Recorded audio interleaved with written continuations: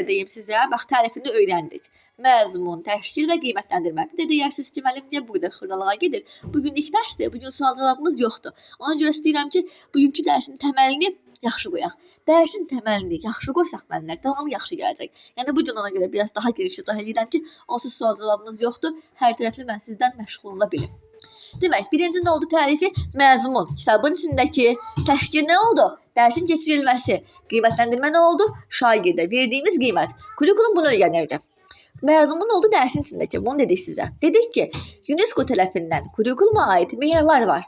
Kurikulumda aydın məqsədin olması. Nə oldu aydın məqsəd? Sağlam psixologiyada şagird yetişdirmək. Savadlı şagird yox, wunderkind şagird yox, insan şagird yetişdirmək.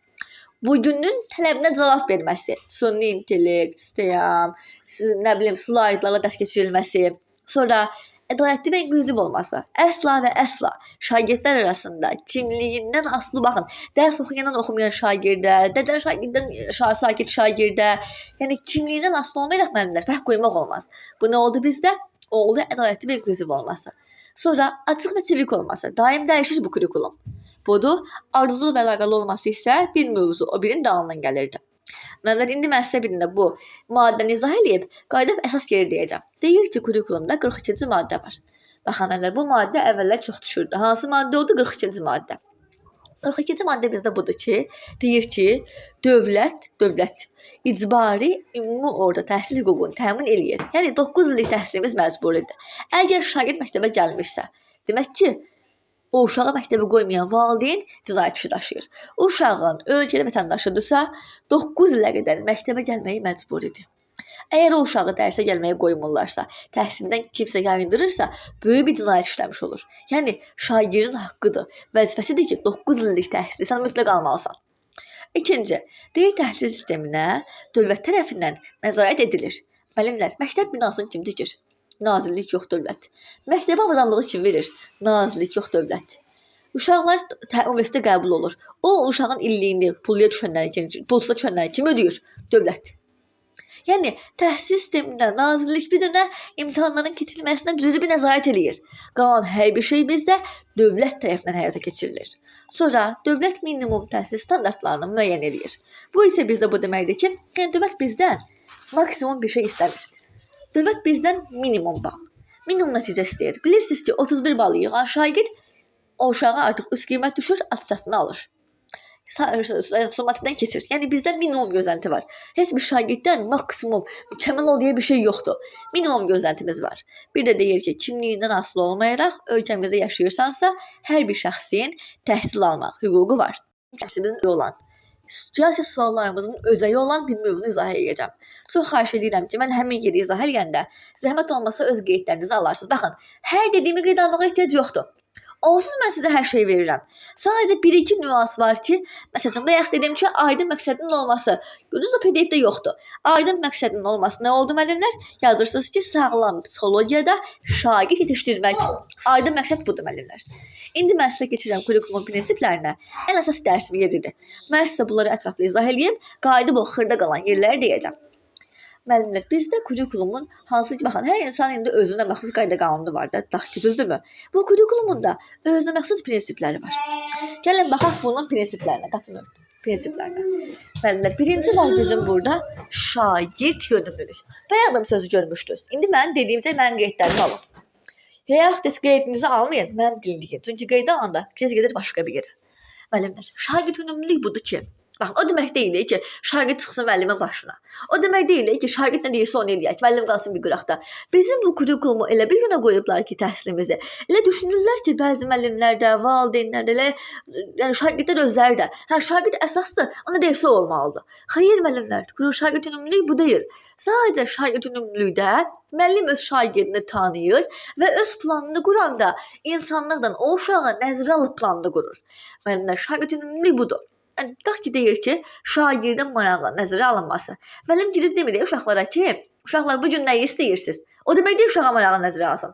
Deyir sadəcə müəllim şagirdlərini tanıyır. Bilir ki, bu uşaqlar dərsi STEM-dan sevir, slayddan xoşlayır. Müəllim onsuz da hər bir dərsin planını əvvəlcədən yazmalıdır. Müəllim evdə plan quranda, öz dərs planını quranda elə qurmalıdır ki, o şagirdlərin orada marağı nəzərə alsın. Ancaq özünü yox. Və yaxud da müəllim deyir, yaxşı müəllim də olmalıdır ki. Yəni müəllim bilməlidir ki, müəllim şagirdim tutaq ki, uşağa oxumağa kitab verir. Dram əsəri sevir, bu oyuna mən dram kitab verim, dedektiv verməyim. Və yaxud da müəllim şagirdim tutaq ki, testləri bu cür test işləməyi sevir, qoy mən buna bu testi verim. Sadəcə müəllim uşağı bu cür nəzərə almalıdır. Yoxsa uşaq nə istəyirsə eləsin, dərsə gəlsin, gəlməsin, məktəbli forması geyinsin, geyinməsin. Həm müəllim uşağı istədiyini nəzərə alsın, bu deyil şagird yönümlülük. Çox adam deyir ki, uşaq deyir ki, mən məktəbli forması geyinə bilmirəm. Onları filan şey geyinim. Mən də bunu nəzərə aldım. Mən şagird yönümlülüyü nəzərə almışam. Müəllimlər, bu şagird yönümlülük deyil. Şagird yönümlülük dərs prosesindən bağlıdır.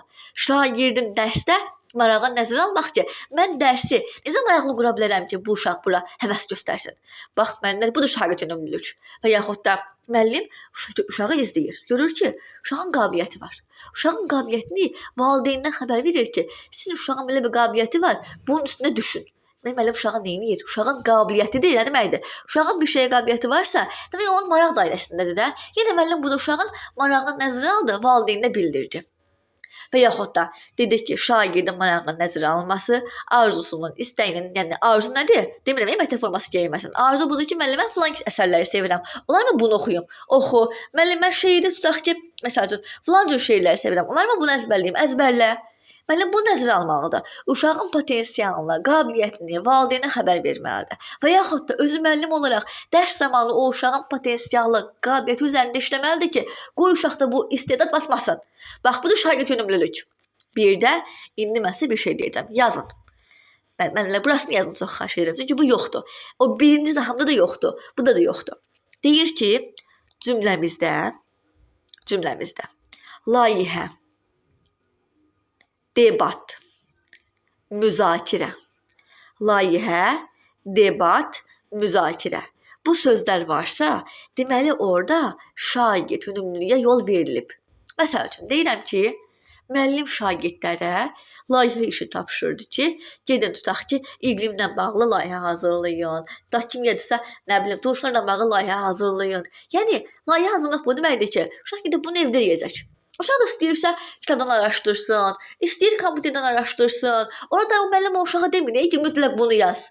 Uşaq layihə işləyirsə, orada özü istədiyi bir şeyi sala bilər. Təbii ki, verdiyi mövzuya uyğunda. İstədiyi şəkli sala bilər, özü bilər. Və yaxud da debat. Debat bizdə budur ki, müəllim şagirdlərə bir mövzu verir. Bununla bağlı müzakirə gedir sinifdə. Məsələn, deyirəm ki, tutaq ki, müharibələrlə bağlı. Mən deyirəm ki, müharibə olsun, bir deyir olmasın. Mən öz fikrimi deyirəm, o öz fikrini deyir. Müəllim uşağın fikrinə qarışmır ki, sən niyə bu sözü deyirsən? Uşaq sağlam düşüncəli bir uşaqdır. Öz fikrini rahat deyə bilər. Buna görə deyirik ki, debatda müəllim uşağa qarışmır. Layihə işində müəllim uşağa qarışmır. Müəllim uşağa araşdırma işi verib. Uşaq gedib bu araşdırmanı başqa bir müəllimdən mi soruşar, valideynindən mi soruşar, kompüterdən mi araşdırar, özü bilər. Müəllim bu uşağa qarışmır. Bu nə oldu bizim? Şagird yönümlülüyümüz. Şagird yönümlülüyü nə oldu? Cümləmizdə debat, müzakirə, layihə sözləri varsa, bir də araşdırma. Demək, bu şagird bunu özü araşdıracaq, özü eləyəcək. Müəllim buna qarışmır. Şagirdin marağının nəzərə alınması, şagirdin xahişinin nəzərə alınması, şagirdlərin istəyi nəzərə alınması, şagirdin qabiliyyətini üzə çıxartmaq, onu müəllim inkişaf etdirmək ki, qoy bu uşaqda bu yaxşı olsun və yaxud da şagirdin qabiliyyətini valideynə xəbər vermək. Bu nə oldu müəllimlər bizdə? Şagird yönümlülüyümüz. Bu bizdə pedaqoji şərəflər dərsində var, kompetensiya dərsində var. Müəllimlər, bu sizə kurikulumun demək olar ki, ən axırıncı dərsinə qədər lazım olacaq. Birinci nə oldu? Şagird yönümlülük. İkinci müəllimlər var bizim prinsiplərimizdən. Şəxsiyyət yönümlülük. Yüzdən nüansı var. Düzdür, bu da indi elmi dillə yazmışam mən də. Amma indi mən sizə bunu tam belə lolu dildə izah edəcəm. Müəllimlər, şəxsiyyət kimdir? Şəxsiyyətlərimiz kimdir? Bax, bizim şəhidlərimiz daha şəxsiyyətlərimiz sayılır. Bizim şairlərimiz daha şəxsiyyətlərimiz sayılır. Bəstəkarlarımız daha şəxsiyyətlərimiz sayılır. Niyə? Çünki elə bir bəstəkar yoxdur ki, onun vətən haqqında əsəri olmasın, bəstəsi olmasın. Elə bir şair yoxdur ki, onun vətən haqqında şeiri olmasın. Şəhidlərimiz də Allah rəhmət eləsin hamısına bu vətən üçün canlarından keçiblər. Deyirik ki, şəxsiyyət yönümlülüyün birinci qaydası. Cümləmizdə vətənə aid, vətənpərvərliyə aid hər hansısa bir sözün olması. Şəhidlər Xiyabanı, Şəhid, Bayraq, Qənimətlər Parkı, Polat Həşimov, Mübariz İbrahimov, Heydər Əliyev, nə bilim, tutaq ki, o bayrağımız, gerbimiz, himnimiz. Yəni dövlətlə bağlı bir söz var. Şəhid, bayraq, gerb, himn, Qarabağ, Xarı Bülbül, Polat Həşimov, Mübariz İbrahimov, şəhidimiz filan kəs, Allah rəhmət eləsin, hamısına bir də deyirəm, yəni ad çəkmədim ki, çoxdur da, heç birinin haqqına girməyək. Yəni cümləmizdə vətən haqqında və yaxud da deyirik ki, tutaq ki, Şəhidlər Xiyabanı, Qənimətlər Parkı, Qarabağ Azərbaycandır yazısı. Yəni vətənpərvərliyə bir söz var burada. Yəni artıq o uşaqda, o uşağa müəllim vətənpərvərliyə aid bir şey aşılayırsa, Şəhidlər Xiyabanına mı aparır, sinifdə şəhidlərə yad eləyirlər bir dəqiqəyə sükutdan, uşaqlara bayrağımı aldırır, uşaqlara bayraq şəklimi çəkdirir, uşaqlara himnimi oxutdurur, uşaqlara şəhidləri yadım elətdirir bir dəqiqə sükutdan, şəhid haqqında şəhidin ad gününü mü keçirirlər sinifdə, şəhiddə yaxud da ki 8 noyabr, 27 sentyabr, 20 yanvar, 26 fevral, bunları keçirmək o deməkdir ki, müəllim bu şagirdləri şəxsiyyət kimi yetişdirməyə çalışır. Birincisi nə oldu? Vətənpərvərlik. İkincisi, bayaq mən dedim ki sizə, bizim şairlərimiz, bəstəkarlarımız daha şəxsiyyətdir. Niyə? Çünki bunlarda mükəmməldir də, bunlar şeir yazırlar, bunlar əsər bəstələyirlər, bir şey mükəmməldir. İkinci, çox sağ ol buna aid. Cümləmizdə şagirdin bir şeyi mükəmməl eləmək, baxın, mükəmməl eləməsi, elə belə eləmək yox, elə belə hamı şeir danışır. Bir də var ki, uşaq mükəmməl şeir yazır, uşaq belə natiq kimi şeir danışır. Uşaq mükəmməl əsər yazır. Uşaq mükəmməl ideali, birinci yerə çıxan bir idmançıdır. Artıq bu deməkdir ki, o uşağın üzərində biraz da işləsək, o uşaq gələcəyin daha bir şəxsiyyəti ola bilər. Artıq bu uşaqda bir şey az da olsa varsa, mükəmməl varsa, indidən varsa, demək artıq bu şagird şəxsiyyət olma yolunda irəliləyir. Yəni cümləmizdə mükəmməliyyətçiliyə aid bir şey görsək müəllimlər, bilin ki, nədir artıq burada şəxsiyyət, yönümlülük var. Üçüncü, biz şagird bir səhv eləyib. Bu şagirdə, baxın, bunu çox adam bilmir. Şagirdə öyüd nəsihət vermək, təlim tərbiyə vermək, qayda qanunları aşılamaq, böyüklərə hörmət, kiçiklərə qayğı, bu bizim Novruz bayramımızdır, bunun adətləri belədir, adətlərini aşılamaq, milli mentalitet aşılamaq artıq o şagirdi şəxsiyyət kimi yetişdirmək deməkdir. Yəni müəllim şagirdlərə tutaq ki, oturur, Novruz bayramı haqqında, adətlər haqqında məlumat verir. Tutaq ki, iki şagird dalaşır, müəllim bu şagirdlərə deyir ki, niyə dalaşırsınız ki, dost olmalısınız, mehriban olmalısınız, siz gələcəyin əsgərisiniz, yəni mehriban olun da, bir-birinizə qarşı sevgi göstərin. Yəni müəllim uşağa sanki bir psixoloq kimi yanaşır. Nə deməkdir? Müəllim o uşağı şəxsiyyət yönümlülüyə doğru hazırlayır. Bir də axırıncı nüans deyirəm, pozulmasından bağlıdır bu. Deyirəm ki, baxın, yazın, şəxsiyyət yönümlülüyün pozulması. Şagirddə bir şey aşağıdır. Yəni, yoxdur da bu uşaqda bu şey. Bir mükəmməl olması yerinə getməsiydi. Bir də var ki, deyirəm ki, şagird var ki, heç cürə vurma cədvəlini əzbərləyə bilmir. Uşaq var ki, əsla çıxıb lövhədə dərs danışa bilmir. Uşaq var ki, heç cürə xəttini düzəldə bilmir. Uşaq var ki, heç cürə tutaq ki, nəyisə anlaya bilmir. Demək, bu uşağın başında bir boşluq var. Yəni o uşaq, mən yanlış anlamayın, yəni sual gəlir, test gərəyi deyirəm. Yəqin ki, o uşaq hələ tam şəxsiyyət deyil. O uşaqda bir şeyin aşağı olması, şəxsiyyət, yönümlülüyün aşağı olması deməkdir müəllimlər. Bunlar bizim 2 vacib prinsipimizdir. Şəxsiyyət, yönümlülük nə oldu? 4 vacib nüans. Vətənpərvərlik, bir şey mükəmməldir. Təlim tərbiyə aşılamaq, bir də bir şeyin aşağı olması. Şagird yönümlülük nə oldu? Marağı, arzusu, istəyin nəzərə alınması, valideynə xəbər verilməsi, cümləmizdə layihə, müzakirə, debat, araşdırma sözü varsa, demək bu uşağa qarşı şagird yönümlülük yerinə yetib. Müəllimlər, üçüncü var bizim, bunu deyib qayıdıb sual cavab eləyəcəm. Yeri gəlmişkən müəllimlər, yazanlarımız var. Müəllimlər bizdə zom artmayacaq, zom limitsiz artıq. Müəllimlər, var bizim tələb yönümlülüyümüz. Tələb yönümlülük budur ki, baxın, müasir dövrün tələbləri. Müasir dövrdə tələb olunan, müəllimdən tələb olunan hər şey, şagirddən tələb olunan hər şey, dövlətin, cəmiyyətdən, insanın istədiyi hər şey tələb yönümlülüyə aiddir. Məsəl üçün, müəllimlər deyirlər ki, tələb edirlər ki, sertifikasiya imtahanı verməlisən. Bugünkü dövrün ən böyük tələbidir. Müəllimlər şagirdlərə deyir ki, dərsinizi vaxtında oxumalısınız. Müasir dövrün tələbidir. Direktor müəllimlərə deyir ki, summativə çalışın ki, elektron formada hazırlayın. müasir dövrün tələbidir. Siyamı öyrənir. Müasir dövrün tələbidir. İnklüziv kursuna getməlisiniz ki, inklüzivli dərs keçə biləsiniz. Müasir dövrün tələbidir. Süni intellekt öyrənməlisiniz deyəcəklər birazdan. Müasir dövrün tələbidir. Yəni müasir dövrdə bizdən tələb olunan hər şey, məktəbdə məğlub olan hər şey və yaxud da cəmiyyət tələb eləyir ki, yaxşı bir vətəndaş olmaq üçün özünü normal qaydada aparmalısın. Tələb eləyirlər ki, qayda qanunları pozma. Metroda, küçədə, səkidə, nə bilim, tutaq ki, bir məktəbdə tələb eləyirlər də bizdən bunu. Yəni tələb yönümlülükdə bir dənə hökm var ki, bunu eləmək olmaz. Cəmiyyətin tələb etdiyi müasir insan olmaq. Bir var ki, küçədə belə deyim də, sözüm biraz pis çıxacaq. Yəni özüm də kətdən gəlmişəm, o heç. Necə deyim, bir var ki, belə heç nəyi anlamadan köynət tutaq ki, sən keçidi qoy, yolun ortasından keç. Axı olmaz.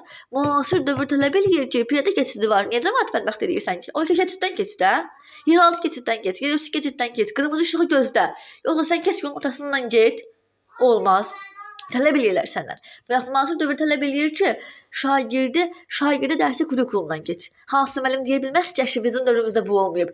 Səndən indi bu istənilir. Fakt budur. Fakt indikidir. Sən bunu yeni yetirməlisən. Tələb yönümlülük budur müəllimlər. Nəticə yönümlülük. Nəticə yönümlülük budur ki, cümləmizdə plan, icmal sözləri varsa, deməli, nəticə yönümlülük prinsipi burada var. Yəni, müəllimin öz işini qabaqcadan planlaşdırması. Məsəl üçün, ayda ki, müəllimə bir 10 gündə planlaşdırır ki, ayın 8 günü, hamıya səs göndərmişəm, ayın 8 günü iş dərsimizdir. Bir də hamıya xəbər vermişəm, plan qururam, zaman saatına qədər qurmuşam ki, yadından çıxmasın, ayın 8 günü dərs başlayır. 5 gün bundan qabaq, baxıram ki, dərsimiz ayın 9-una çürmüş.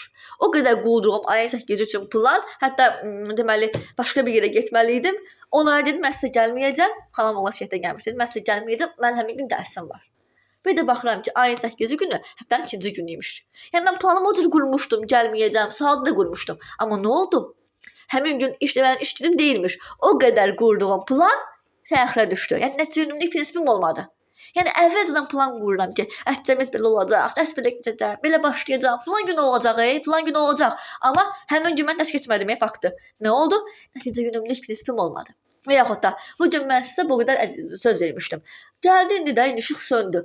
Dərs keçə bilmədim. Nə oldu? Nəticə yönümlülük prinsipim pozuldu. Və yaxud da müəllim uşaqlara deyir ki, sabahlarım sizi tutaq ki, Şəhidlər Xiyabanına aparacam. Direktor gəlib deyir ki, Şəhidlər Xiyabanına heç yerə getmirsiniz. Uşaqlar əvəzindən pul yığmışdı, hazırlaşmışdı, avtobusa qədər danışmışdılar. Amma nə oldu? Planları təxirə salındı. Nə oldu? Nəticə yönümlülük prinsipi pozuldu. Və yaxud da apara bildirsə müəllim uşaqları oraya dediyi kimi. Nə oldu? Nəticə yönümlülük prinsipi yerinə getdi. Məsələn, Aytekin müəllimə demişdi ki, ayın 9-cu günü başlayırıq, bugün də başladıq, düzdürmü? Bugünkü planım yerinə getdi. Dünənki nəticə yönümlülüyüm pozuldu, amma ayın 9-una qurduğum plan yerinə getdi. Yəni, müəllimin əvvəlcədən öz planını qurması, icmalının olması. İndi müəllimlər sizə keçən illərin düşən bir qəbul sualı deyəcəm və istəyən bunu yaza bilər, yadınızda qalsın. Belə bir sual düşür. Deyir ki, müəllim bu günlərim dərsi, tutaq ki, dərs keçməli şagirdlərə də olsun, indi hansı fənə aid deyim, bilmirəm ki, kimiyə aid deyim, tutaq keçməliyəm mən uşaqlara turşular dərsini. Mən bu dərsi uşaqlara mən, tutaq ki, kitab üzərində keçməli düşünürəm ki, elə dərsçi kitabından keçməliyəm. Gəlirəm məktəbə görürəm ki, mən o kolleqam, paralel sinifin müəllimi turşular dərsini slaytdan keçir. Baxıram, belə çox xoşum gəlir. Deyirəm ki, o dərsi udur keçdirsə, mən də keçməliyəm. Mən özümün qurduğum bütün planı pozdum, nəticə yönümlülüyü pozdum, qurdum dərsi o deyən kimi, onun kimi elədim eyni. Slaytdan keçdim mən də. Mən nəyi pozmuş oluram? Yenə, baxın, müəllim səhvə yol verir. Deyir ki, dərs zamanı mən bugün dərsimdir. 2-ci saat mənim dərsimdir. Görürəm ki, 1-ci saat müəllim dərsi udur keçib. Gün qabaq qurduğum plana əməl eləməliydim. Mən dərs uşağa kitab üzərinə keçməliydim. Növbət uşağa dərs keçəndə yenə həmin o slaytdan keçə bilərdim. Amma həmin gün yox. Yəni deyir ki, müəllim uşağa plan qurubsa ki, dərsi bu cür eləyəcəm. Həmin gün planı dəyişə bilməz. Axşamdan planı necə qurubsa, əvvəlcə nəyi yazıbsa öz icmalına, dərs o cür keçməlidir. Amma bu aqressiv olmaq demək deyil. O demək deyil ki, niyə o birisinin üşüsünü oxuyur ki? O demək deyil. Sual verirlər ki, müsahibə zamanı. O müəllimin kimi dərs keçərdin. Bəziləri aqressiv davranır. Deyir, yox, o kimdir ki, onun kimi mən dərs keçib. Mən ondan daha yaxşıyam. O dəqiqə müəllimi kəsirlər. Sadəcə biz deyirik ki, niyə də mən o müəllim kimi dərs keçməyim ki? Niyə də mən dərsi slaytdan keçməyim ki? Çox yaxşı olar. Elə slayt daha yaxşıdır bəlkə. Amma həmən gün yox. Növbəti dərsimdə bu həm də timing sualıdır. Həm timing sualıdır. Həm qeyddən keçən qəbul sualı saldılar. Hansı fən idi, bilmirəm hansı fəndir. Yəni deyirik ki, mən dərsən informatika fənni olmalıdır. Çünki slayddan bağlıdır da. Yəni deyir ki, müəllim, mən əlbəttə ki, keçirəm o müəllim kimi dərs. Çox yaxşıdır, mənim kolleqamdır, hörmətim var. Niyə də olmasın ki? Amma həmin gün yox. Növbəti dərsimi, bəli, mən də slayddan keçirəm. Amma həmin gün yox. Çünki axı həmin gün mənim öz planım var. Müəllimin öz qurduğu plan hər şeydən vacibdir. Yəni əgər müəllim öz planını pozdu, dərsi o bir kolleqası kimi keçirsə, demək nə oldu? Özünün qurduğu planı saldı təxirə. Əcəlində prinsipini pozdu. Amma elə öz dərsini öz qurduğu kimi keçirsə, nəticə yönümlülüyü yerinə yetirdi müəllimlər. Yəni nəticə yönümlülük əvvəlcədən bir şeyi planlaşdırmamızdır. Əgər alınırsa yerinə yetir, hansısa bir səbəb var. Alınmırsa pozulmuş olur müəllimlər. Var bizim inteqrativliyimiz. Müəllimlər, bu dərs sizdən həftənin 6-cı günün dərsidir. Qəşəng bir formada mən sizə bunu izah edəcəm. Amma indi mən sizə cüzi bir ipucu verəcəm. Bu dərs keçən illərim həm sertifikasiyaya, həm MEQA bütün fənlərə düşən sualdır. İnteqrasiya dərsi sualı. Müəllimlər, inteqrasiya əlaqələnmə deməkdir. Yəni nə deməkdir? Fənlərin bir-birindən əlaqə qurulması. Yəni mən kimya dərsində uşaqlara biologiyaya aid bitki adları çəkirəmsə, tarix dərsində mən uşağa xəritə üzərində ərazi göstərirəm. Uşaqlar, bax bu filan əraziləri əhatə eləmişdi. Dərs tarixdir.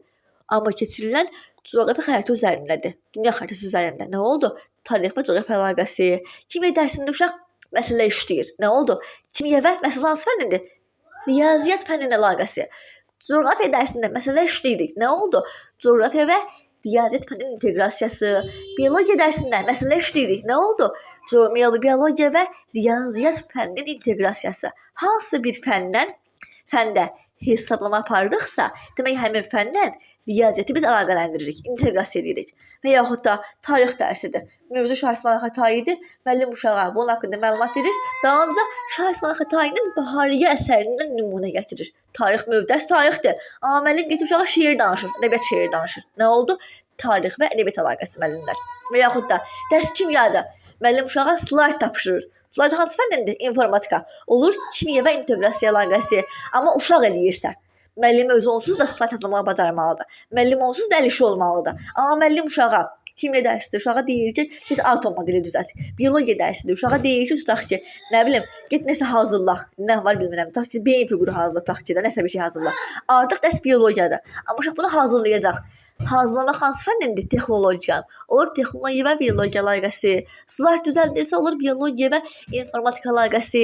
Yəni, amma uşaq eləyirsə, müəllim eləyirsə, müəllimə aid deyil inteqrasiya. Müəllim uşağa eləyətdirirsə, müəllim lövhədə misal yazır. Baxın, diqqətli olun. Müəllim misal yazırsa, bu müəllimə aiddir. Amma müəllimə slayd söhbəti bir də şagirdə aiddir. Bax, bunu qeyd edin. Misal məsələ eləmək həm müəllim, həm şagird inteqrasiya edə bilər. Tutaq ki, deyirəm ki, müəllim uşağa dərs keçir və uşağa bu zaman məsələ verir. Kimya dərsində tutaq ki, nə oldu? Müəllim burada fənarası inteqrasiya qurdu. Amma desəm ki, müəllim uşaqlara slayd göstərir, burada artıq yoxdur fənarası inteqrasiya. Yəni, bax, bir də deyirəm müəllimlər, bu bizim düzdür, növbəti mövzumuzdur, amma indi məlumat verirəm. Müəllim uşağa slayd göstərirsə, müəllimin deyir ki, hər bir müəllim bunu bacarmalıdır. Müəllim uşağa slayd göstərirsə, müəllim o uşağa elə bir informatika fənnidir. Amma uşağa deyirsə ki, sən slayd hazırla, uşaq slayd hazırlayanda artıq PowerPoint-ə girir, kompüterdə işləyir, o uşaqda informatika biliyi işə düşəcək, artıq o uşaqda olacaqdır fənarası inteqrasiya müəllimlər. Bilirəm, burası sizə biraz qarşılıq gələ bilər. Səsləri bağlayaq çox xahiş edirəm. Mən də bir sual verə bilərəm. Mən də bitirim sonra, az qalıb. Bitirim sonra, yaxşımı? Demək müəllimlər, yəni bilirəm, burası sizə biraz qarşılıq gələ bilər. Amma müəllimlər, eybi yoxdur. Çünki yenə deyirəm, biz sizdən onsuz da bu mövzunu müəllimlər, buna aid sual verməyin. Əgər sualınız müəllimə inteqrasiyaya aiddirsə, onu verməyin. Çünki onsuz da bizim dərsimiz o deyil. O dərsin mən sizə adilli bir saat vaxt ayıracağam növbəti mövzumuzda. Ayrı bir vaxtımız ona olacaq. Prosta indi mən sizə bir təkan verirəm ki, yadınızdan çıxmasın da ki, nədir inteqrasiya, əlaqə oldu inteqrasiya. Müəllimlər, bir də var bizim qiymətləndirmə standartımız. Bu isə budur ki, bizdə qiymətləndirmə standartı budur ki, müəllimin şagirdə verdiyi qiymət. Məsələn, belə bir sual düşür. Müəllim tutaq ki, şagird dəcəldir deyə, onu incidir deyə, summativdə uşağın balını kəsir. Və yaxud da yaxın qonşusudur deyə, yaxın qohumudur deyə, direktorun uşağıdır deyə, müəllim uşağıdır deyə, summativ balını 2 bal artırdı, qoy 5 alsın. Müəllim hansı prinsipi pozdu? Qiymətləndirmə standartını pozdu. Uşaq dəcəldir deyə, uşaq pişikdir deyə, uşaq yaxşı uşaqdır deyə, qohumumdur deyə, həmişə yaxşı oxuyan şagirddir deyə, həmişə 5 alıb, yenə 5 alsın deyə. Uşağın balını artırmaq olmaz. 0,1 bal artırmaq olmaz. Əgər artırdıqsa, qiymətləndirmə standartını pozduq. Və yaxud da bunu dərslik yazmır. Deyirəm ki, müəllim şagirdə tutaq ki, bu günlər ATK müəllimə keçibdi bu dərsi. Amma mən sizdə tutaq ki, taksonomiyaya aid sual verirəm. Sən də onu bilmirsən. Mən də uşağa qiymət verəndə uşağa deyirəm ki, bu gün 3 aldım. Deyir müəllim, niyə 3 aldın ki? Deyirəm sən çünki taksonomiyanı bilmədin. Yəni mən uşağa keçmədiyim mövzuya aid sual verirəm. Uşaq da bunu təbii ki, bilməyəcək. Keçmədiyim mövzuya aid sual verirəm, uşaq da bunu bilmir. Mən buna görə uşağın balını aşağı salıramsa, qiymətini aşağı verirəmsə, yenə mən uşağa qarşı müəllimlər qiymətləndirmə standartını pozmuş sayılıram. Nə oldu qiymətləndirmə standartı? Şagirdə nə bal alıbsa, o balı vermək. Şagirdə keçdiyi mövzu üzrə bal vermək. Səhv qiymət, səhv mövzudan sual verib, uşaq bunu bilmir deyib, uşağın qiymətini azaltmaq olmaz. Uşağa keçdiyi mövzuya onu sual ver. Müəllimlər, bu da olur bizim nəyimiz? Qiymətləndirmə standartımız. Müəllimlər, prinsiplərimiz hansı oldu? Bax, müəllimlər, bu bir ayın dərsləri içərisində ən vacib dərslərimizdəndir. Düzdür, hamısı vacibdir. Amma bu mövzumuz ekstra vacibdir. Əgər təməlimiz yaxşı gələrsə müəllimlər, davamı yaxşı gələcək inşallah. Bir də təkrarlayıram. Şagird önümlülük. Şagirdin marağı, arzusu, istəyi valideynə bildirmək, cümlədə debat, müzakirə, layihə, araşdırma varsa. Şəxsiyyət önümlülük, vətənpərvərlik, bir şeyin mükəmməl olması, uşağa təlim-tərbiyə aşılamaq, bir şeyin aşağı olması, onun pozulmasıydı. Tələb önümlülük, müasir dövrün tələbidir. Nəticə yönümlülük, plan, icmal, bir iş qurmaq istəmişəm, onun yerinə yetməsidir, bir planımın yerinə yetməsidir. Plan qurmuşam əvvəlcədən, oyunun üstündə çalışmağımdır. Nəticə yönümlülük bu oldu. İnteqrasiya, əlaqələnmə deməkdir. Tarix dərsində xəritə işləyirik, coğrafiyaya aiddir. Biologiyada məsələ işləyirik, biologiya və riyaziyyatın əlaqələnməsinə aiddir. Və yaxud da müəllim uşağa slayt düzəltdirir ki, gedib də slayt düzəlt. Bu həm fənn üstü, həm də fənn arası inteqrasiyaya aiddir. Bir də deyirəm, onsuz da bu bizim əlavə mövzumuz var buna aid. Bunu bilməsəniz, qorxmayın müəllimlər. Qiymətləndirmə standartı nə oldu? Şagirdə verdiyimiz qiymət. Müəllimlər, mən danışıram ki, 53 dəqiqədir mən danışıram. İndi deyin görün bu prinsiplərdən bağlı öyrənə bildinizmi? Maraqlı gəldi sizə yoxsa yox? İndi buna aid sual verinmi? Bəli, müəllim, başa düşdüm. Bəli, başa düşdüm. Aha, yenə deyirəm müəllimlər, onsuz da mənim amalım budur ki, biz dərsi dərsdə öyrənək. İndi müəllimlər çoxu deyir ki, müəllim, heç evdə yəni oxumağa ehtiyac yoxdur. Yenə deyirəm, bu sual cavaba qoşulub, diqqətlə, bax, bir saat mən dərsdən verəcəm sizə. Onlarda hər bir nüansı izləsəz, vallahi heç gedib evdə düz da yenə oxuyun. Amma o qədər əziyyət çəkməyəcəksiniz. Dərsi müəllimlər, dərsdə öyrətmək mənim birinci amalımdır. Dərsi dərsdə öyrətmək. Dərsdə öyrənmək lazımdır. Həm də sual-cavab yaxşı şeydir. Bəli, müəllimlər, onsuz da 2 ay vaxtımız qalıb. Ay Allah, İmran müəllim qoşula bilmirsiniz nə yaxşı. İndi müəllimlər, gəlin bir 2 dəqiqə sual-cavab eləyək. Müəllimlər, bayaqsa bir şey deməmişəm. Bayaqsa bir şey deməmişəm, əsasında. Buraya qədər indi məsələ xoş, belə mülayim, yaxşı. İndi bu Aytəkin müəllimənin bir dənə sevmədiyim nüans var. İndi öz müəllimlərim hamısı bilir. Hər şeyə müəllimlər okeydə, hər şeyə açığam. Bir, mənə qarşı edilən haqsızlığı götürmürəm. Yəni kimsə deyirsə ki, müəllim, soyuşmadım, belə elədin, bir onu götürmürəm. Təbii ki, elə bir şey indiyə qədər cəmi bu 3 ildə bir dəfə olub, tam səmimi olacam. O gün də o qədər ağlamışam. Deyirəm, niyə ağlayırsan? Deyirəm, ilk dəfədir ki, kimsə mənə bu qədər haqsızlıq eləyir. 3 ildə bir dəfə olub. Bir dəfə ki, o da mən bir müəllimə dedim ki, müəllim 2 ay vaxtımız qalıb, müəllim oxumalıyıq, çalışmalıyıq, bax şansımız yoxdur. Müəllim qayıdıb dedi ki, mən şagirdəmmi siz mənə istəyir, mənə belə deyim də bu sözləri deyirsiniz. Yəni çox pis olmuşdu. Yox, get. Müəllimlər, heç kəs başqa birinin sualına qarışmır. Öz müdavimlərim bilir. Hər şeyə qarşı səbirliyəm. Hər şeyə qarşı təmkinliyəm. Bir başqa qrupun dərsində əl qaldıranda əsəbləşirəm. Mart qrupu aprel qrupda dərs açmaq istəyir. Görülməmiş bir şeydir. Aprel qrupunda 2 nəfər də olsa belə ancaq onlar dərs danışacaq. 20 nəfər də olsa ancaq onlar dərs danışacaq. Mart qrupunda aprel qrupunun nə ixtiyarı var dərs danışsın? Aprel qrupunda mart qrupunun nə ixtiyarı var dərs danışsın? Hamı öz qrupunda. Bu birinci nüansım. Bax, əlini də aşağı çəkdi o dəqiqə müəllimə. Müəllimə vallah sözüm sizə deyirdi. Mən sizə suallar verirəm. Fərdi eybi yoxdur, dinar müəllimə. Məndən ikinci nüansı. Bir nəfər o birinin sualına qarışmır. Mənə bəzən yazırlar. Müəllim, 50 nəfər var ya qrupda. Səs-küy olmayacaq ki. Deyirəm, mən 4-cü ildə dərs keçirəm. Hələ bir nəfər o birinin sualına qarışmayıb. Hər şeyi mən sizə əvvəlcədən olduğu kimi deyirəm. Daha ki, mən Nazlı müəllimə sual-cavab eləyirəm. Bayaqki kimi. Kiminizin məndən sözü varsa, bu da əl qaldırmaq şayəsi var. Əlini qaldırsın ki, müəllim, mən sözüm var. Müəllim, mən sual-cavab elə. Mən Nazlı müəllimə sual-cavab eləyirəm. O sualın cavabını bilmədi. Bilmədi də kimsə ürəyi partlayır. Yerindən demək olmaz. Nazlı müəllimə qalacaq qıraqda, o yerindən deyən müəllimə mən artıq əsəbləşəcəm.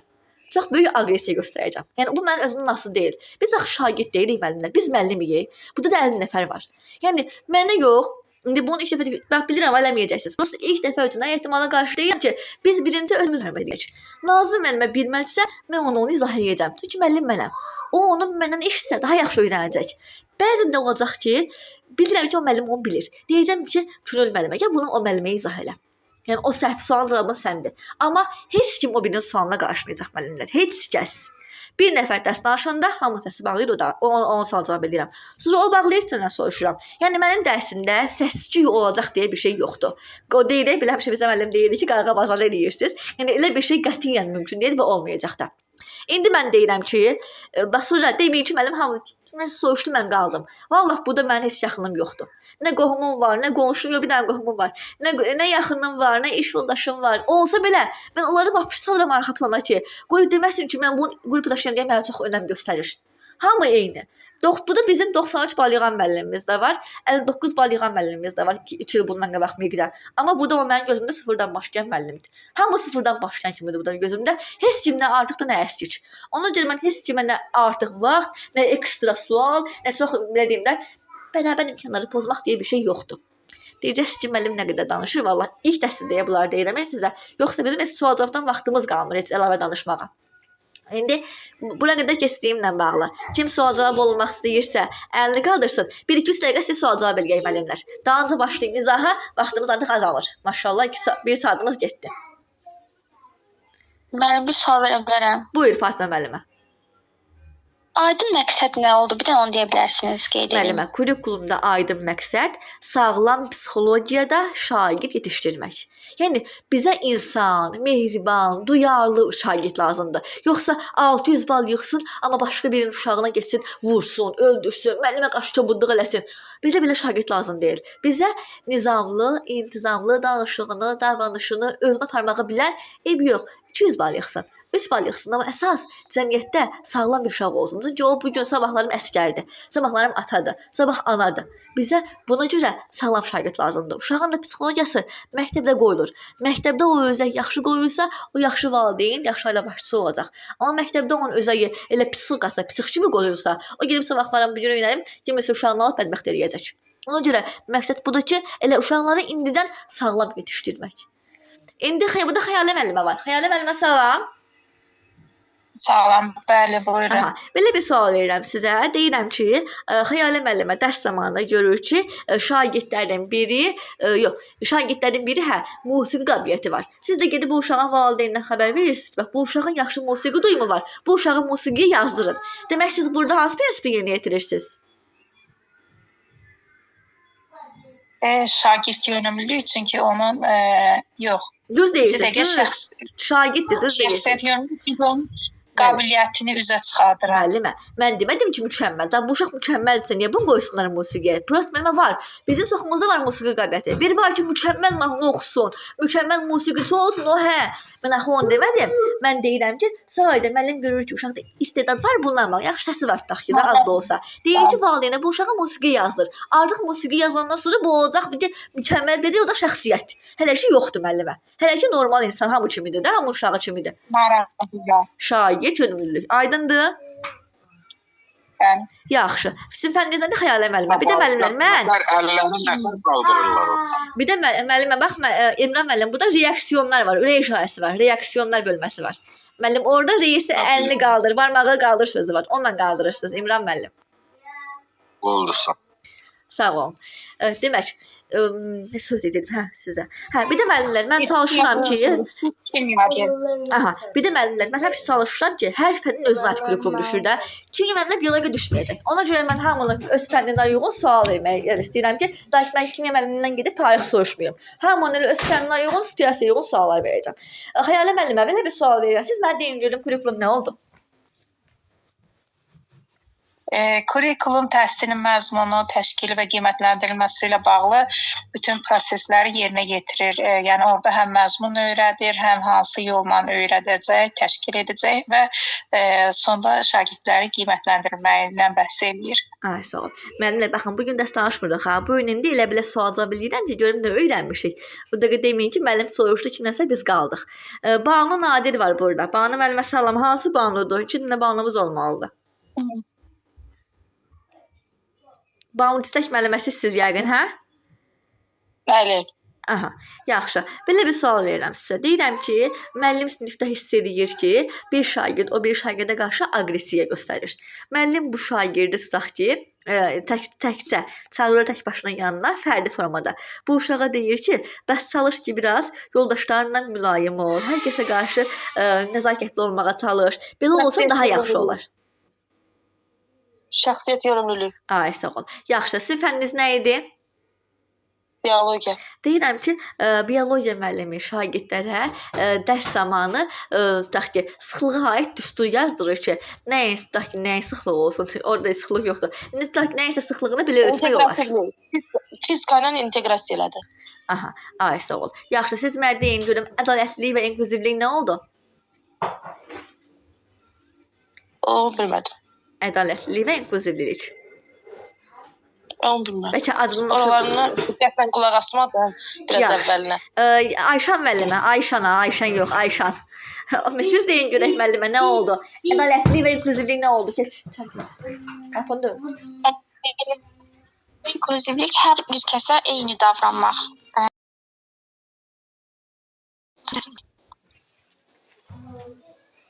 Meyarlar başqa hansı oldu?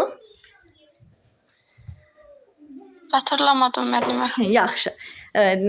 Onda siz mənə deyin görün bəs kurikulumda təhsil məzmunu nə idi? Mən bayaq dedim ki, məzmun falan şeydir, təşkil falan şeydir. Bunu açıqlaya bilərsinizmi? Təhsil içərisindəki olan mövzular onun məzmunudur. O necə keçəcəyimizdə onun təşkilidir. Şagirdin nailiyyətini qiymətləndirmək də qiymətləndirmədir. Ay, sağ ol. Yaxşı. Ayşə müəllimə çox sağ ol. Müəllimlər vaxt deməyək. Mən sizə qoy izahımı verim, çünki elə o bir dərsin izahı qalıb da. Bunu bitirin müəllimlər. Növbət dərs onsuz da inşallah yaxşı sual-cavabımız olacaq. Yaxşı deyin, yəni 1 saat sual-cavab, 1 saat da izahımız olacaq. Artıq yenə deyirəm, izaha daha çox vaxt ayırmaq istəyirəm ki, bilirəm ki, müəllimlərimiz xüsusi izah zamanı daha qəşəng öyrənir. Düzdür, sual-cavabın da öz yeri var, o da olacaq. Amma ki, əsas izahımıza vaxt ayıraq ki, qəşəng bu mövzuları mənimsəyək. Prinsipləri bitirdim müəllimlər. Əsas yerini bitirdim. İndi mən sizə bir dənə təhsil formaları haqqında məlumat vermək istəyirəm. Təhsil formaları. Müəllimlər, bizim 3 təhsil formamız var. Təhsil forması. Formal, qeyri-formal və informal. Nə oldu? Formal, qeyri-formal və informal. Müəllimlər, formal təhsil budur ki, formal, sənəd üzərində, yəni formal bu deməkdir ki, sənəddən də isbatdan, yəni şagird məktəbi oxuyub qutaran sonra nə alır? Attestat mı alır, şəhadətnamə mi alır, universitet qutarıb nə alır? Diplom, bakalavr diplomu, ali təhsil diplomu. Yəni bu uşaq dövlət müəssisəsində oxuduğu üçün diplom alır. Deyir ki, dövlət təhsil sənədi verirsə, şagird də bu da oxuyubsa, onun adı müəllimlər bizdə formal təhsildir. Bir də var ki, bax indi mən sizə bunu çox yaxşı bir sözlə deyəcəm. Bir də var müəllimlər bizim qeyri-formal təhsil. Bir var ki, bu uşaq gedib öz qəbul olur tibb kollecinə. Bu uşaq qəbul olur proqramistiyə, 650 bal yığır, olur kompüter mühəndisi. Bu nə olacaq axırda? Diplom dövlət sənədidir. Bir də var ki, deyirlər, 9 aya gəl tibb bacısı ol. 9 aya nə edir? Kurs keçir. Artıq müəllimlər o kursda verilən sənəd dövlət sənədi deyil. Bax, o qeyri-formal təhsildir. Bir var ki, gedib 650 bal yığır, olur kompüter mühəndisi. Bir də var ki, gəl bir il qoşur kompüter kursuna, özlərini elə aparırlar ki, elə bilirsən ki, gedib baş halini məktəbi bitirib. Həmçinin mən proqramistəm. Amma onunla 650 bal yığan eynidirmi? Düzdür, bunu mən aşağılamaq üçün demirəm, amma sadəcə sənət diplom cəhətdən gör nə qədər fərqi var. Bir var ki, sən kursda al bu proqramistliyin diplomunu, o qeyri-formaldır. Artıq o dövlət diplomu deyil, tanınmır. Bir də var ki, al sən bunu universitetin özündən götür. Bu da nə olur? Formal təhsil. Qeyri-formal bizim kursda. Məsələn, bax elə burada. Bir var ki, siz gedin bu kurikulumu 1 il ixtisas artırma ilə məncə 1500 manatdır da, hə elə vermişdim. 1500 manat ödəyirsən, gedirsən, təhsilini alırsan, metodik təhsil artırma ilə alırsan bunu. Bu oldu dövlət sənədi. Mən metodistəm, formal olaraq. Bir də var ki, sən gedirsən, tutaq ki, elə burada kursdan alırsan bu təhsili ödənişləyib. Mən tutaq ki, indi olur bizim mənim tərifli kurslarım olur özümün. Hər yayda olurum aha bunlar hamısı. Hə, ödədim mən sənə sertifikat verdim. Səncə bundan dövlət verən eynidirmi? Bir var ki, 75 manat ödənişlə al, illik ödənişlə bir loxu al onu, oldu formal. Bir də var ki, 2 aya sən gedib bir sertifikat al, ol kurikulum təlimçisi. Gör nə qədər fərq var.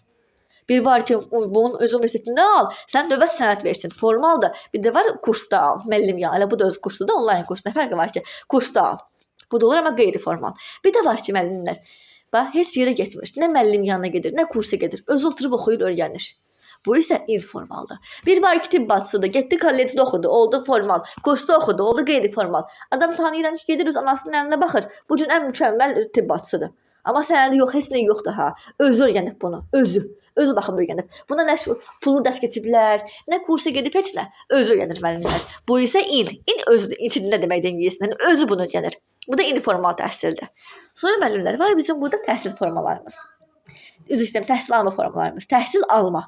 Baxın müəllimlər, təhsili alma formalarımız. Təhsil forması 3 dənə oldu. Forması, formal, informal, qeyri-formal.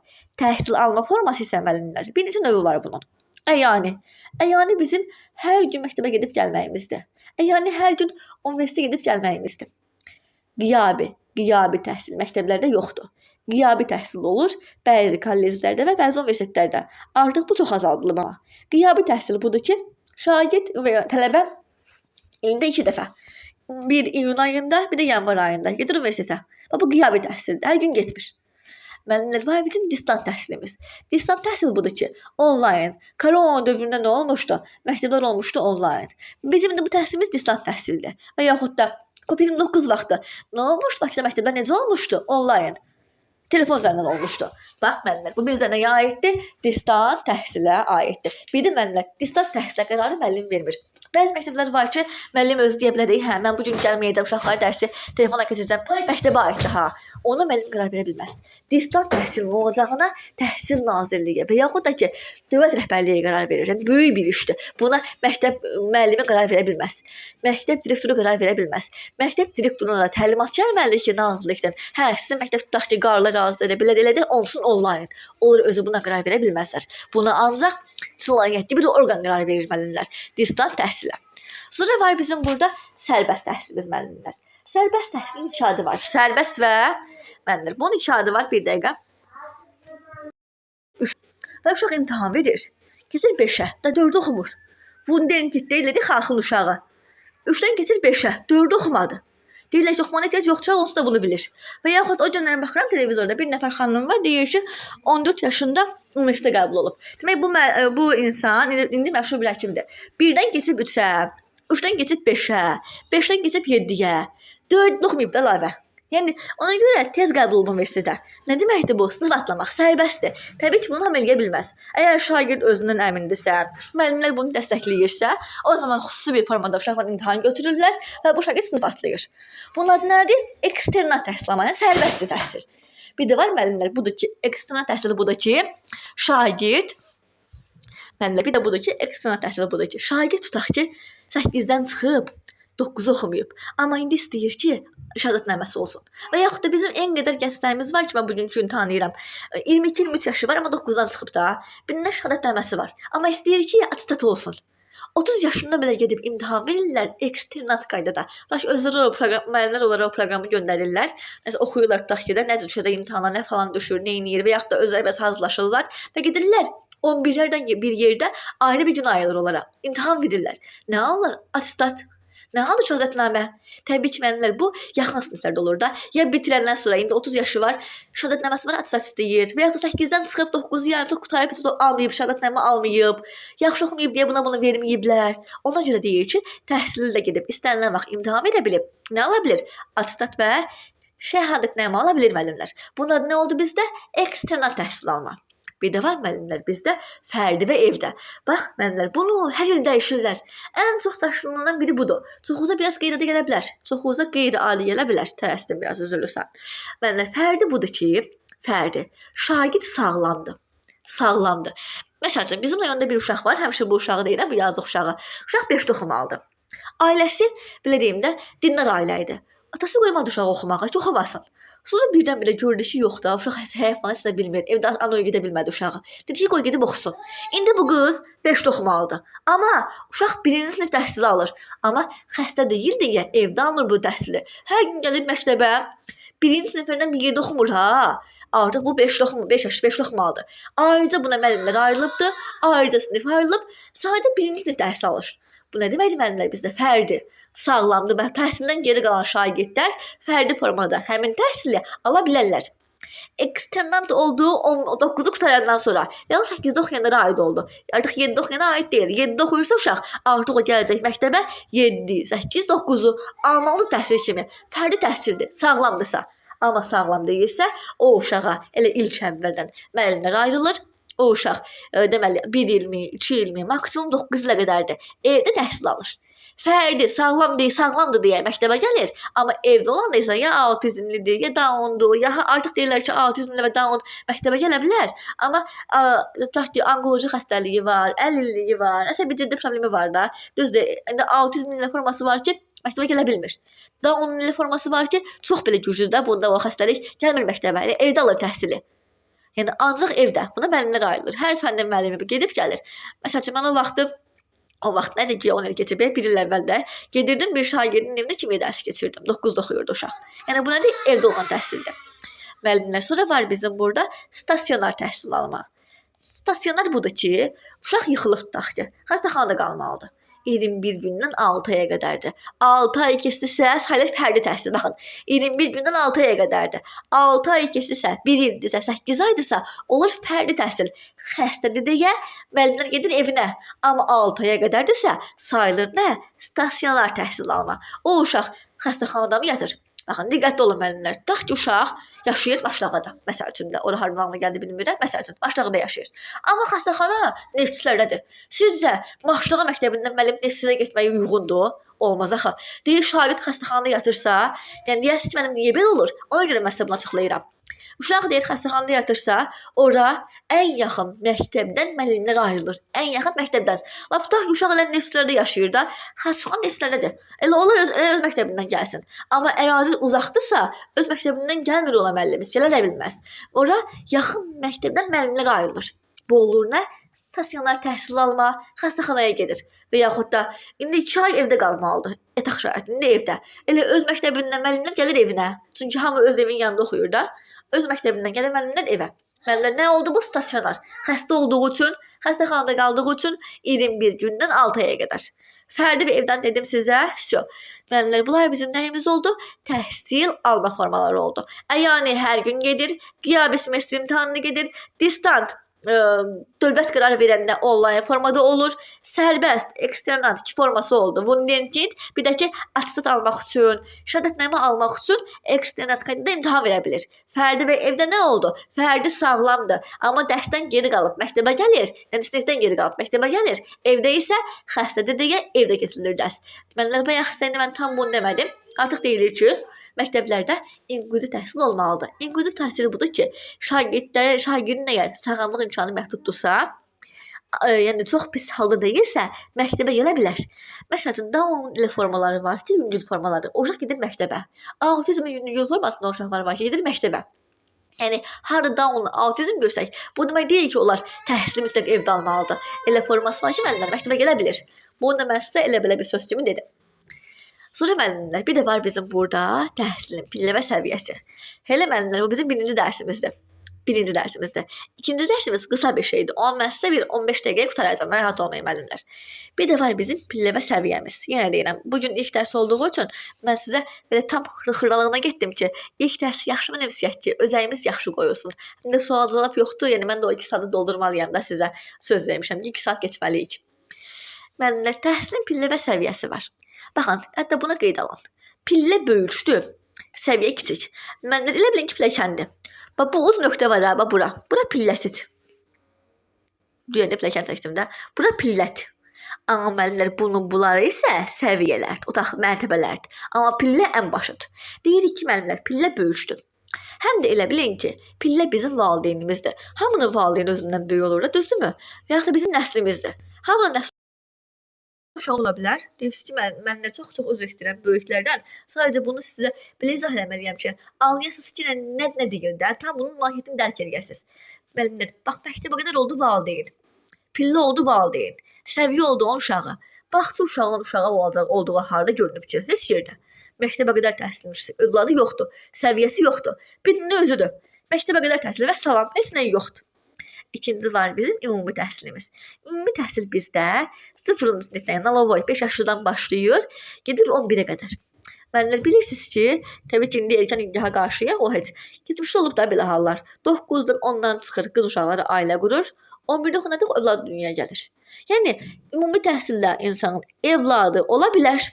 Ola bilər də absurd bir şey deyil. Görə gəlir ki, o qədər var ki, kənd yerlərində 9-dan çıxır övladı olur.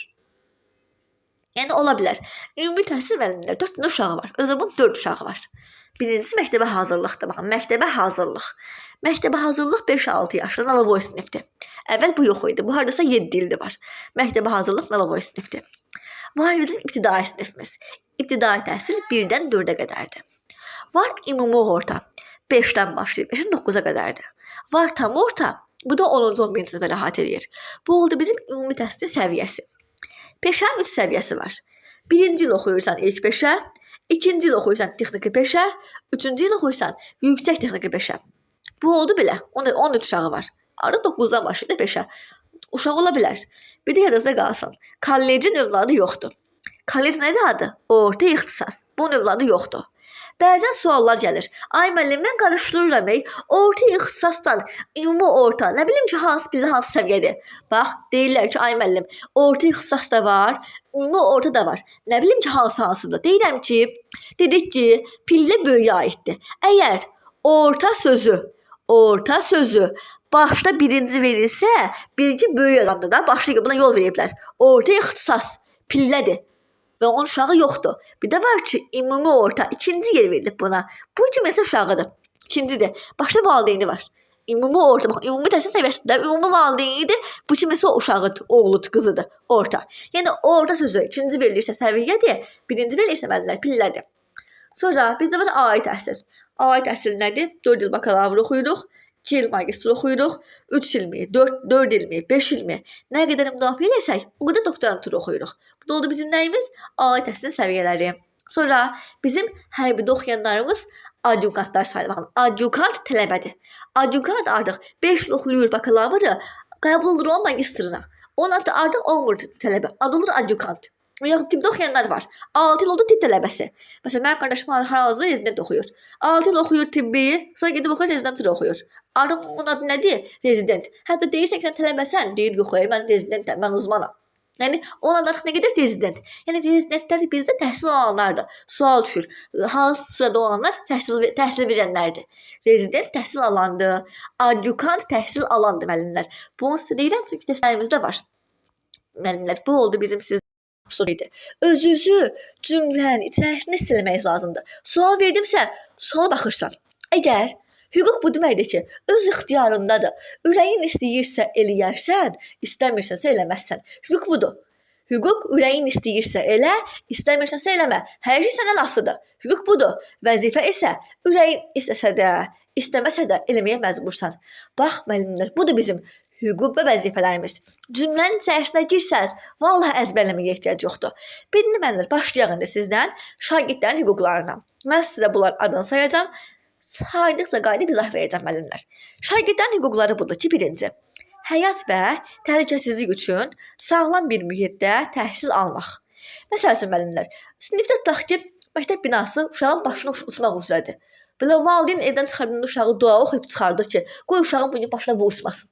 Yəni, uşaq ürəyi istəyirsə artıq, orada təhsil alar, istəmirsə bildirər ki, vallahi mən bura gəlməyə qorxuram, bina başıma uçar, mən burada həyatım təhlükə altındadır, mən ən azından bir normal bir sinif istəyirəm. Uşaq öz ixtiyarındadır. İstəyən uşaq bunu deyər, istəyən uşaq bunu deməz.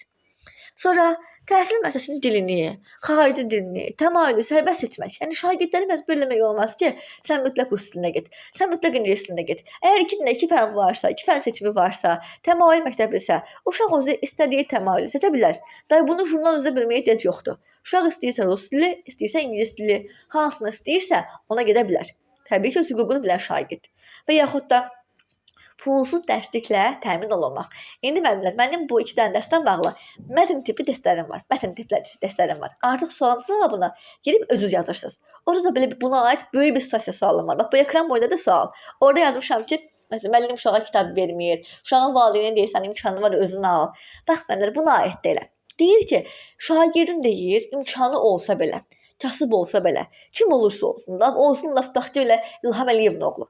Amma deyir, o uşağa pulsuz dərslik verilməlidir. Heç kim o uşağa deyə bilməz ki, sən imkanın var, ged özün al. Uşağa kitab verilməlidir.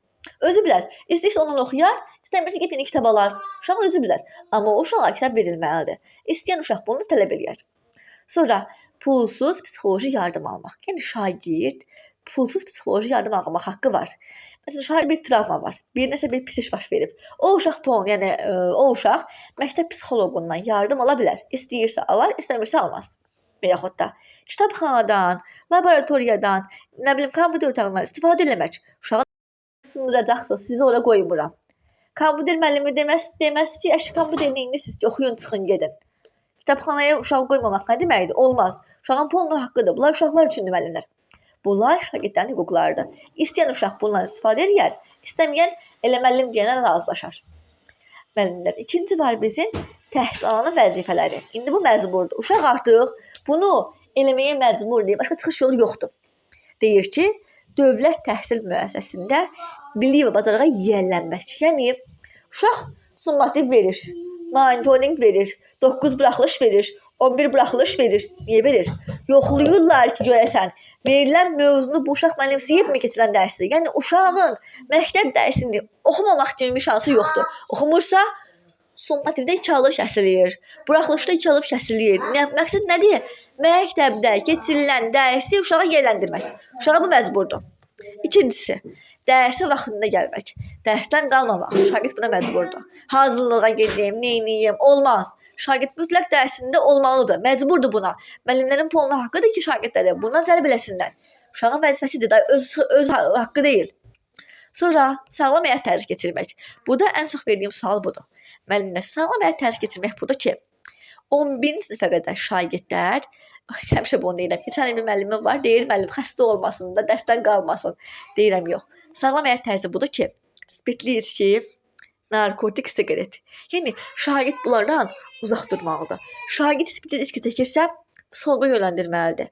Narkotik vasitə tutmuşsansa uşağın üstündə, psixoloqa yönləndirməlisən. Məktəblərə mütəmadi olaraq polislər gəlir, təlimatlar verirlər, kimlərsə gəlir, danışırlar bunun haqqında. Niyə? Olmaz. Sağlam həyat tərzi keçirmək şagirdin vəzifəsidir. Amma müəllim artıq yetkin insandır. Müəllim evindən nə istəyirsə eləyə bilər. Çox adam deyir ki, ay müəllim, sağlam həyat tərzi keçirmək niyə müəllimə aid deyil ki? Yəni müəllim yetkin insandır, valideyndir, atadır. Özü bilər. İstəyir, düzdür, narkotik təbii ki, aid deyil, amma digər hallar, yəni ola bilər də, məcbur deyil. Məktəbdə olmasın şagirdlərin yanında. Amma öz həyatında özü bilər. Amma şagirddə heç vaxt olmasın. 11 illərində deyir ki, qəti qadağandır. Həm də spirtli içki, narkotik, bir də siqaret. Səni sağlam həyat tərzi keçirməyə aiddir. Və yaxud da müəllim uşağı kimdənsə əməkdaşlığa qoyubsa, şagird həmin uşaqdan əməkdaşlıq eləməlidir, bir yerdə oturmalıdır. Daha deməli deyil ki, ay müəllim, mən onu sevmirəm, onunla dost deyiləm, onunla belə elə. Müəllim uşağı kimdən qoyursa, onunla əməkdaşlığa məcburdur. Sonra daxili nizam-intizam qaydalarına riayət eləmək. Bu, həm müəllimin, həm valideynin, həm şagirdin hamısının vəzifəsidir. Daxili nizam-intizam qaydasına riayət eləmək. Dövlət, cəmiyyət və ailə qarşısında məsuliyyət dərk eləmək. Dövlət deyir ki, yaxşı insan ol. Və cəmiyyət deyir ki, xeyirxah insan ol. Məktəb deyir ki, dərs oxu. Ailə deyir ki, yaxşı övlad ol. Bunlar qarşısında uşaq öz məsuliyyətini yerinə yetirməlidir. Bu, vəzifələrə aiddir. Bir də müəllimlər, və yaxşı mən bir şey demədim. Deyir ki, təhsil prosesində idarə edilmədə iştirak eləmək, öz fikrini sərbəst demək. Bu cümlə bəzilərinə absurd gəlir. Deyirlər ki, ay müəllim, uşaq kimdir ki, idarə olmada iştirak eləsin? Deyirəm ki, demirlər uşağa ki, sən gəl direktorluq elə.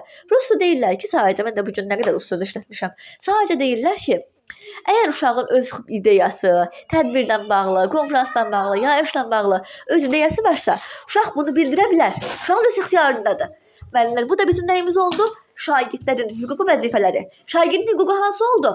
Sağlam mühitdə təhsil almaq. Məktəbin dilini seçmək, təmayülü seçmək, pulsuz kitabın təmin olunmaq, yenidən qiymətləndirmə, pulsuz psixoloji yardım, kitabxanadan istifadə, öz fikrini sərbəst demək oldu şagirdin hüququ. Vəzifəsi nə oldu?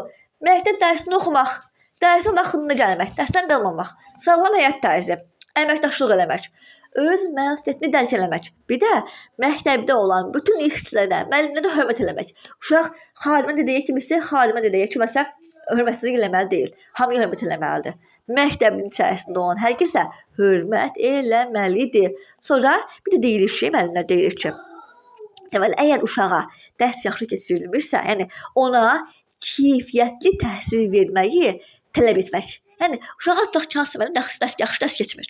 O uşağın tam haqqı var ki, desin ki, ay müəllim, olarmı bizə dərsi daha ciddi keçəsiz? Uşağın öz ixtiyarındadır, hüququdur. İstəyən uşaq bunu deyər, istəyən uşaq deməz, hüquqdur. Yəni sağla ona keyfiyyətli dərs keçməyi tələb eləmək şagirdin öz hüququdur müəllimlər.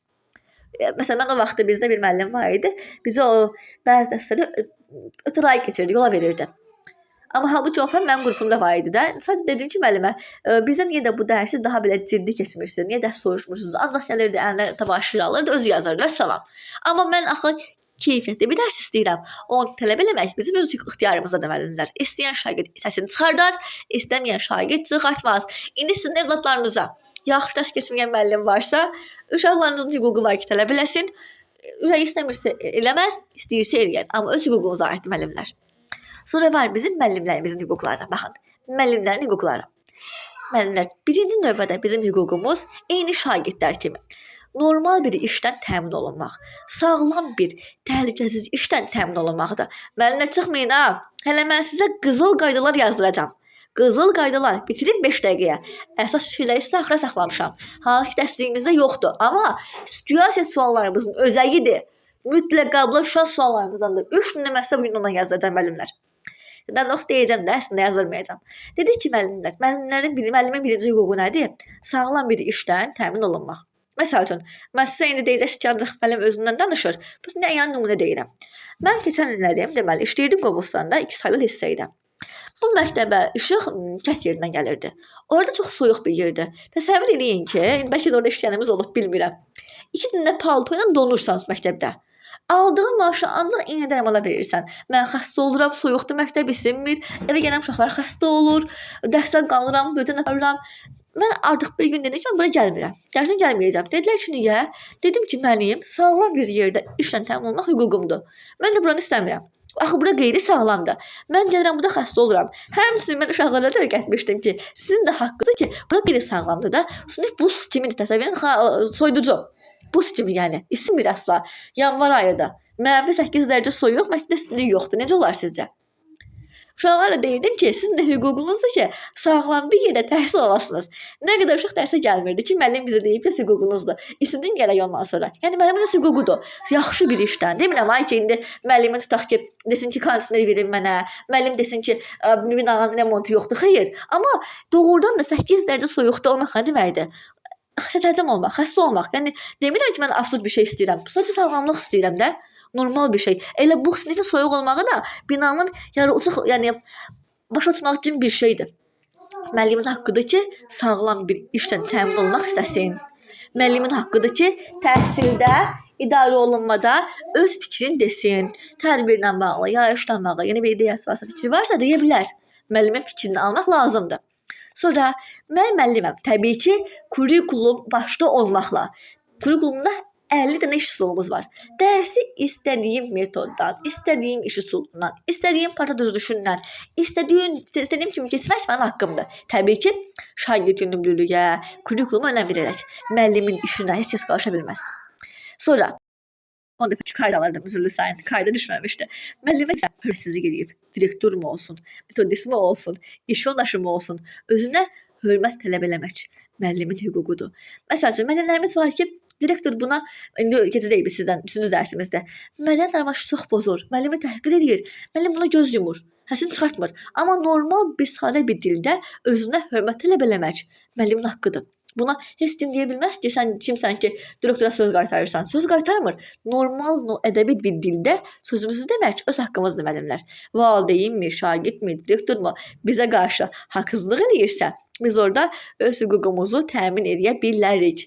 Mən keçən il metodistdən danışmışam bunun üstündə. Metodist müəllim bütün qadın müəllimlərə çox haqsızlıq eləyirdi, çobud, necə deyim də, çox aşağılayırdı. Təbii ki, onların üçün yox, öz haqqımı tələb eləmişdim ki, yəni mən ən azından buna icazə vermərəm. Müəllimin hüququdur. Niyə də olmasın ki? Sonra mükafatlandırılmaq. Yaxşı müəllimdir. Uşaqları tutub olimpiadada yaxşı yerlər tutub. Uşaqları qabağa gedib. Uşaqları nə bilim 700 bala qədər yığır. Amma müəllimə ilə heç bir şey verilməyib.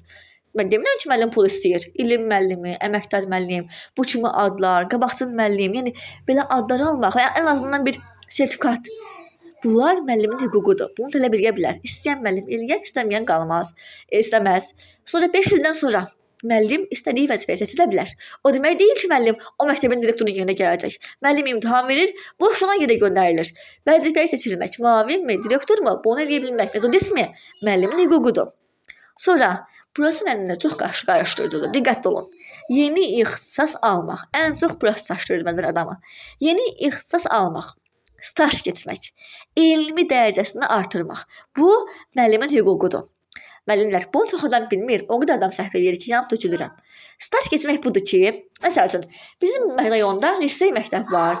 Məktəbdə rayonda daxili bir ödənişli məktəb var, özəl məktəb var. Müəllimin hüququdur ki, əgər qəbul eləsələr, edib o məktəbin direktoruna deyir ki, mən gəlim bu da praktika çəkəcəm, staj keçəm, maaş istəmirəm, sadəcə dərslərə girim, uşaqlarla tanış olum, yəni biraz özümü inkişaf etdirim. Bu müəllimin hüququdur. O vaxt mənim nə qədər qrup yoldaşım var idi ki, Bakı şəhərində. Bütün məktəblərə gəlib, bütün deməyim də, bəzi özəl məktəblərə gedirdilər, maaş istəmirdilər. Sadəcə orada dərsə girirdilər müəllimlə bir yerdə. Hüququdur. Özü bilər, istəyən müəllim eləyər, təbii ki, məktəb qəbul eləsə. Bəlkə qəbul eləməyəcəklər, özləri bilərlər. Amma qəbul eləsələr, müəllim orada gedib staj keçə bilər. Nə qədər müəllimlərimiz var ki, dövlət məktəbində işləyir, amma gedir Bakı Avropa liseyində staj keçir. Ki qoy görüm bu da təhsil necədir, şagirdlər necədir, bir var kənd uşağı, bir var lisey uşağı. Qoy oradan tanış olub. Staj keçmək müəllimin hüququdur. Sonra almaq, pulumuz varsa, nəyi istəyirsə ala bilərik, düzdürmü? Bizə deyə bilərlər ki, bunu niyə alırsan? Yəni müəllimin də indi imkanı var ki, öz dərsinə vaxtında gələcəksə, magistr oxusun, doktorantur oxusun, elmlər doktoru, fəlsəfə doktoru, hansı adı istəyirsə alsın, özü bilər. İstəyən müəllim eləyər, istəməyən müəllim elə bir dərs keçib gələr. Hüququdur müəllimin. Yeni ixtisas almaq müəllimlər. Bunlar oldu, müəllimlərin hüquqları. Bir də var indi vəzifələr, məcbur olanlar. Bundan qaçış yolunuz yoxdur. Sertifikasiya imtahanı, kurikulumda 6 limit, altdan az qalmalı deyil özünüzə, mütləq dərəcədə. Yəni məcbursan ki, sən sertifikasiya imtahanı verəsən. Sonra müəllim məcburdur ki, bütün keçirilən bu seçkilər ki olur ha, prezident seçkisi, nə bilim tutaq ki, millət vəkili seçkisi, bələdiyyə seçkisi, müəllimlər mütləq buna birinci qoşulmalıdır. Hansı müəllim desə ki, mən buna gəlmirəm, səs vermirəm, vaxtım yoxdur, olmaz. Birinci növbədə müəllimlər buna qoşulmalıdır, öz valideynlərin müraciət eləməlidir, 10 başı, 100 başı olurlar, bilirsiniz ki, müəllim bunu etməlidir. Müəllimin başqa çıxış yolu yoxdur ki, desin ki, mən buna gəlmirəm. Məcburdur. Sonra bayaq demişdim, təhsil müəssisəsində təhsil müəssisəsində nizam qaydasına riayət eləmək həm müəllimin, həm şagirdin, həm valideynin hüquqi vəzifəsidir, məcburdur. Sonra dərsi kurikulumdan keçmək. Hansısa müəllim deyə bilməz ki, kurikulumdan istəmirəm, mənə lazım deyil. Məcbursan ki, dərsi STEAM-dan, TIMS-dən, elektron lövhə ilə nə deyirlərsə, kurikulumdan keçəsən. Məcbursan. Sonra şagirdlərə vətənpərvərlik hissini aşılamaq. Şagirdlərə şəxsiyyətin ümumilikdə, yəni böyüklərə hörmət aşılamaq. Şagirdlərə vətənpərvərliyi aşılamaq. Şagirdləri hətta öz valideynindən belə qorumaq. Sonra Azərbaycan xalqına ümumi hörmət ruhunda şagirdləri yetişdirmək. Valideynlə, direktorla, psixoloqla, rəhbərliklə əməkdaşlıq eləmək müəllimə məcburdur. Buna indi bir dənəsi yoxdur. Təhsilini artırmaq. Yəni, bu deməli, təhsilini almaq nə idi? Magistr oxuyursan, özün bilərsən. Amma artırmaq budur ki, müəllimləri ixtisas artırmaq kurslarına göndərirlər. Müəllim deyə bilməz ki, mən bu kursa getmirəm. İndi çox yayılıb. İnklüzivlik kursu var. Keçənləri mən nə qədər müəllimim getdim. İnklüzivlik kursu, qiymətləndirmə kursu, sualları atırdılar. Yəni, onlar sayəsi sağ olsunlar ki, nə qədər suallar gördük ki, elə eyni getdilər, həmin təsəvvür edin ki, qiymətləndirməyə aid düşmüş sual, həmin o təlimdə, getdi mi imtahanla düşdü. İnklüzivliyə aid düşmüş sual, getdi mi imtahanla düşdü. Yəni, müəllimlərin vəzifəsidir ki, bu kursda da geçsinlər. Təhsilini artırmaq. Sonra yazın, təhsilini artırmaq bərabərdir pedaqoji dərəcəni artırmaq. Eyni şeydir ikisi də.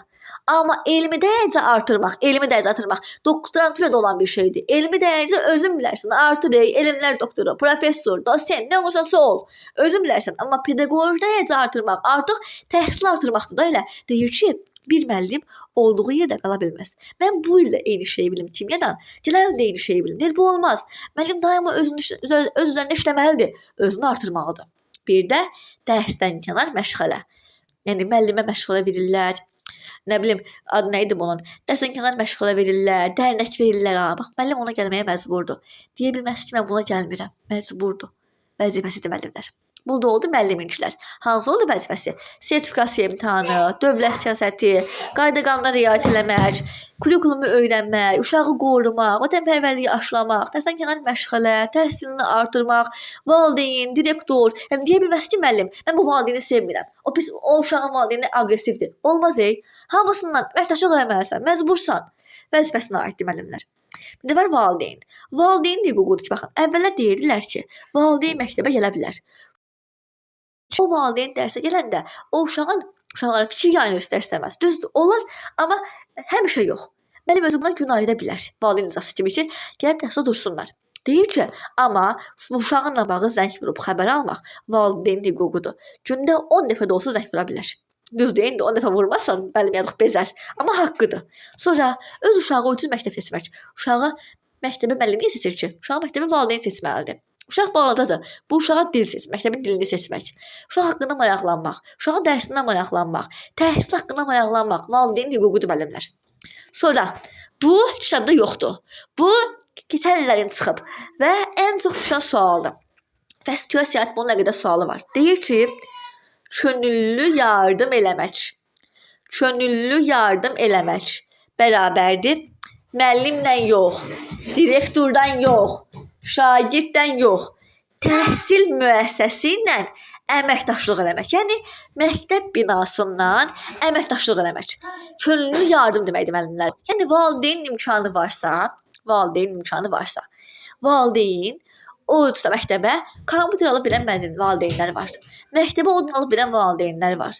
Məktəbdəki uşaqlara, kasıb uşaqların hamısına sumka alan valideynlər var. Da bu valideyn demək olmaz ki, sən pulun var, bunu elə. Valideynin hüququdur. Özü ürəyindən keçirsə eləyər, ürəyindən keçirsə eləməz. Heç kim buna qarşı bilməz. Valideynin hüququdur ki, könüllü yardım istəyirsə eləsin. Yəni, nə deməkdir bu? Onu müəllimə vermir ki, onu təhsil müəssisəsinə verir. Onun əməkdaşlıq valideyn hüququdur. Nə var vəzifələri? Yenə, məktəbə qayda-qanuna riayət eləmək. Öz övladını vətənpərvərlik ruhunu yetişdirmək. Məktəb kollektivi ilə, müəllimlə əməkdaşlıq eləmək. Valideyn deyə bilməz ki, mən bu müəllimi istəmirəm. Olmaz. Hansı müəllimə uşaq düşübsə, 1 ilmi, 3 ilmi, 1 ayımı, 2 ayımı, sən o müəllimlə əməkdaşlıq eləməlisən. Bir də valideyn uşaq məktəbə getmişsə, məsuliyyət daşıyır. Hər bir valideyn öz uşağını məktəbə göndərməlidir müəllimlər. Bu, məsuliyyət daşıyır. Uşaq getmişsə məktəbə, demək ki, valideynin ortada bir əli var. Valideyn artıq cinayət hüququ daşıyır. Məcburdur ki, uşağını məktəbə göndərsin. Müəllimlər, bu da olur bizim nəyimiz? Valideynlərin hüquq və vəzifələri müəllimlər. Bu oldu bizim sizdən ilk dərsimiz müəllimlər. Həftənin inşallah 6-cı günü mən sizdən hər iki mövzunu, situasiyalar üzərində ola bilər ki, müəllimlər, ekrana test qoyacağam. Deyəcəm ki, hamı 1-dən 10-a qədər testi işləyib mən göndərir. Atırsınız mənə testin cavablarını WhatsApp üzərindənmi, Google Zoom-lanmı, baxın haradan atırsınız. Ola bilər o cür elədik. Ola bilər fərdi formada çıxartdım. Ola bilər ki, 2 nəfəri birdən çıxartdım. Biri səhv, biri düzü deyir. Yəni, fərqli formalarda müəllimlər bizim sual cavablarımız olacaq. Fərdi formada da olacaq. Qrupdan da olacaq. Ekrana test işləyəcək. Canlı sınavlarımız da olacaq. Düzdür. Həriyə fərdi test də verəcəm. Baxacam indi vaxtın dərəcəsinə müəllimlər. Belə, müəllimlər, mən qızıl qaydaları saxlayıram. Qızıl qaydanı mən sizə inşallah növbət dəstəyəcəm. Çünki sizi çox yormaq istəmirəm. İstəmirəm ki, beyniniz qarışsın müəllimlər. Belə, indi siz deyin görüm kimin mənlə sualı var. Bununla bağlı kimin nə sualı var mənə dəstən bağlı?